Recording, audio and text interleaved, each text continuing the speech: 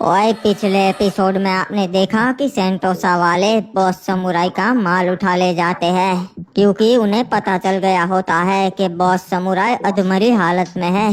Red criminal को लगता है कि ये इंफॉर्मेशन डॉक्टर ने आलोक को दी है, इसलिए वो गुस्से में आके डॉक्टर को मार देता है। दूसरी तरफ हिप हॉप को भी पता लग जाता है कि दोनों गैंग्स हरकत में है और बॉस समुराई अस्पताल में है, इसीलिए वो रेड करने का प्लान बनाता है।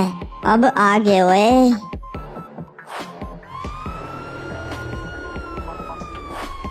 सारा माल चेक करो और देखो कितना अफीम उगता है यहाँ पर। अरे अरे अरे, ये क्या कर रहे हो तुम लोग? सालों से हम यहाँ खेती कर रहे हैं और ऐसे मुंह उठा के आप यहाँ रेड नहीं मार सकते। एक बात बताओ, तुम्हारे पास कितने एकड़ जमीन है? लगभग 100 एकड़ होगी। और सरकार की तरफ से तुम्हें अफीम उगाने की परमिशन कितने एकड़ में है?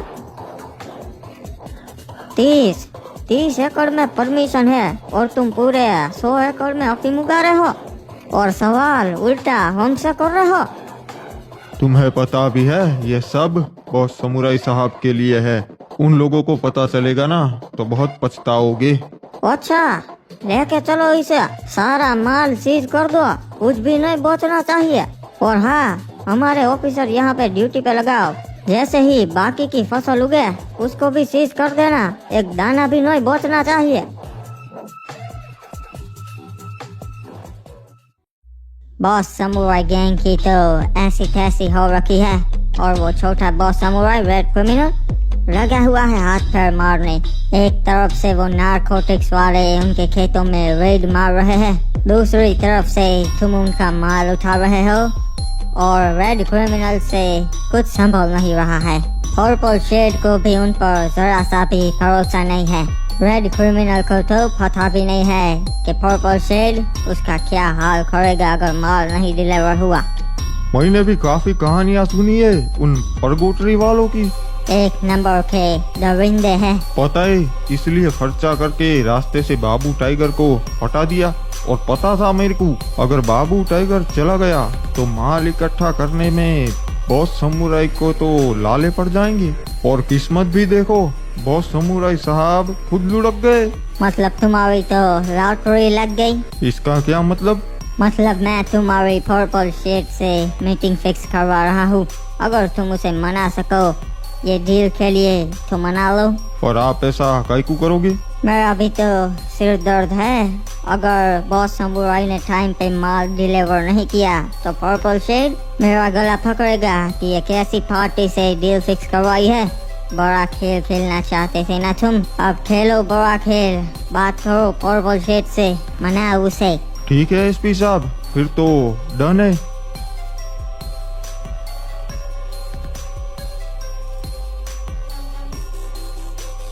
पता नहीं क्या प्लान था तो पापा बताने की कोशिश कर रहे थे।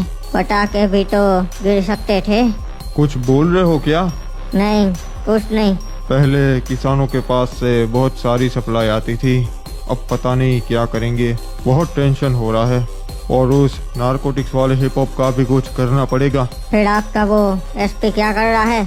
उसको बोलो ना, उससे जाके बात करे। हाँ, बात तो की थी 1-2 बार, पर वो साला समझ ही नहीं रहा। लगता है उसे खुद जाके समझाना पड़ेगा कि वो किससे उलझ रहा है।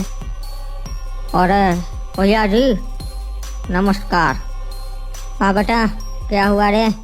जैसा आपने बोला था वैसे मैं एसपी के पीछे पीछे गया था। वो साला आलोक से मिलने गया था। साला नमक हराम आलोक।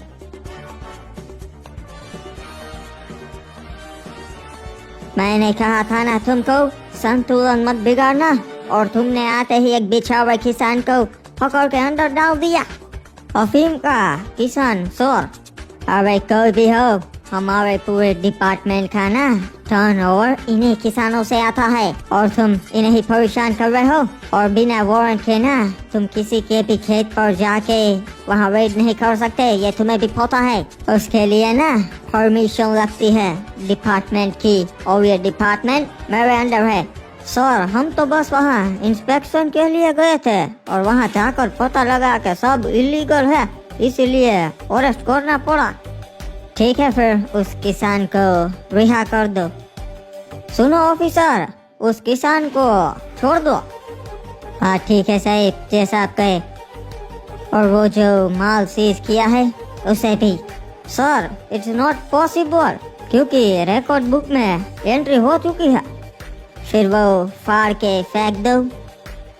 हेडक्वार्टर्स पे फैक्स कर दिया है सर, पहले ही। देखो हिप हॉप, मैं तुमसे बड़ा हूँ और बड़े होने के नाते मैं तुम्हें समझा रहा हूँ। तुम गलत जा रहे हो। ये तुम्हारा परगोटरी नहीं, बरमूडा है। यहाँ के अपने तौर तरीके हैं। अपना नहीं तो अपनी फैमिली की सेफ्टी के बारे में सोचो और मेरी बात को हल्के में मत लेना। साहब, पर रिकॉर्ड बुक में अभी तक एंट्री नहीं हुई है। आइए आइए पर्पल सेठ साहब, सेंटोसा में आपका स्वागत है। यहाँ पे सबकी सोच एक जैसी लगती है। नॉर्मल प्लेस पे मीटिंग नहीं रख सकते क्या? नहीं नहीं, वो यहाँ पर क्या एकदम सेफ है, इसीलिए। और ये बहुत बड़ा ऑर्डर है और सेंटोसा में तुमने अपने अकेले के दम पर कभी इतना बड़ा ऑर्डर डिलीवर नहीं किया, तो हमें डर है कि तुम ये ऑर्डर टाइम पे डिलीवर कर भी पाओगे या नहीं। तो बताओ, इतनी बड़ी डील हम तुम्हें किसके भरोसे दे? हाँ, आपने सही सुना। शुरुआत तो मैंने बहुत छोटे से की थी, लेकिन वो वक्त अब चला गया पर्पल सेठ साहब। सेंटोसा की सारी अफीम आज मेरे मुट्ठी में है। बॉस समुराई साहब के नाक से नीचे से निकलकर अकेले ने अपने दम पर मैंने ये धंधा खड़ा किया है। और अब ये पीक वालों का क्या भरोसा। बॉस समुराई साहब तो अब रहे नहीं। अब बॉस समुराई साहब के बिना पीक मतलब एक मरा हुआ हाथी है।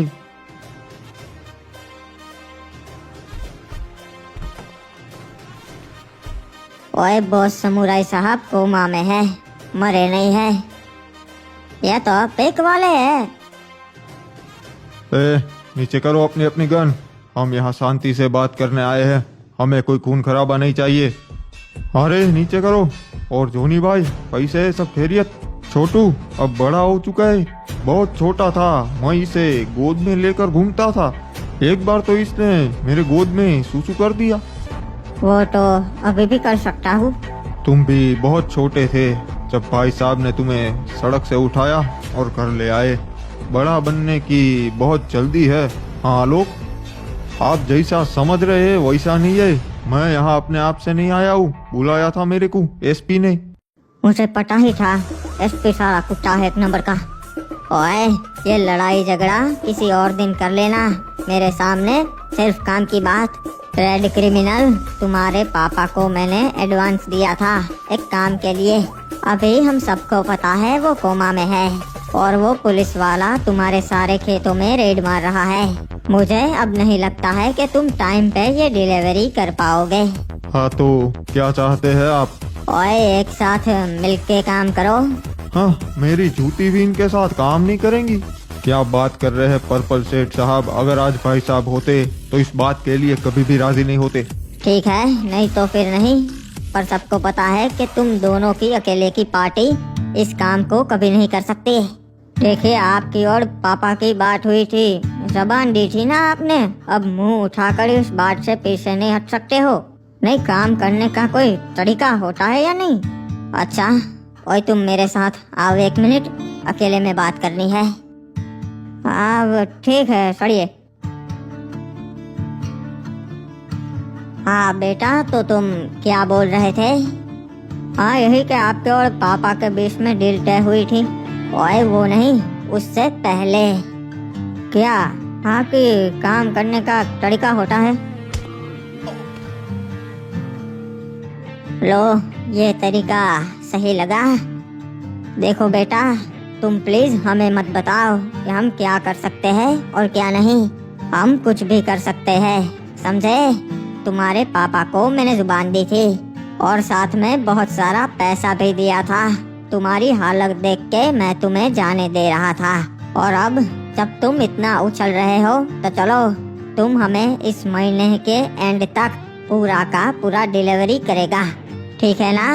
वरना हम तुम्हें दिखाएंगे कि हम क्या क्या कर सकते हैं।